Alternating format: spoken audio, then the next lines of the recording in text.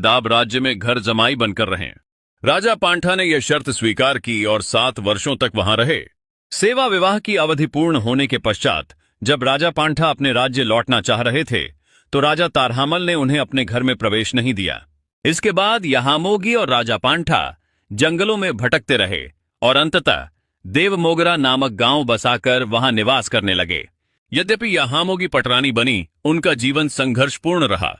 बाद में राजा पांठा की अन्य रानियां भी वहां आ गईं, जिससे गृहकलह उत्पन्न हुआ। याहामोगी ने एक छोटी सी कुटिया बनाकर एकांतवास आरंभ कर दिया। बाद में याहामोगी ने अकालग्रस्त दाब राज्य को अन्न व पशुधन उपलब्ध करवाया। इस महान सेवा कार्य के कारण लोग उन्हें याहा मां कहने लगे। उनके निधन के पश्चात राजा पांठा और विना ठाकुर ने उनकी स्वर्ण प्रतिमा बनवाकर एक मंदिर रूपी कुटिया में स्थापित की। आक्रमणों से मूर्ति को बचाने के लिए उसे भूमि में छिपा दिया गया। बाद में गुजरात राज्य के नर्मदा जिले के सागबारा क्षेत्र के मूल पुरुष चंपाजी वसावा को यह मूर्ति जंगल में प्राप्त हुई।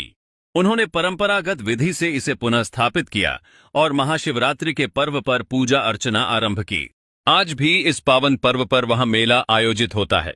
याहामोगी की कथा अनेक उपकथाओं से भी जुड़ी हुई है, जैसे राजा गिम्ब, राजा सिडगोवा, रानी पटूली, दोधा वजीर, गवली राजा, पोहला पोमरा, काला वेडिया, राजा आगीवाल, रानी देवरूपन का वनवास, खोड़िया देव अंबादी।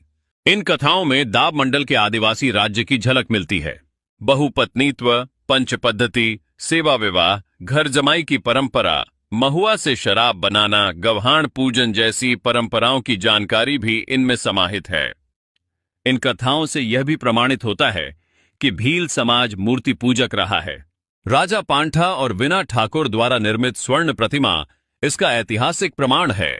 इस प्रकार याहामोगी की कथा न केवल एक महिला के संघर्ष और सेवा की अनुपम गाथा है, बल्कि यह आदिवासी संस्कृति, परंपराओं और सामाजिक मूल्यों का जीवंत दस्तावेज भी है।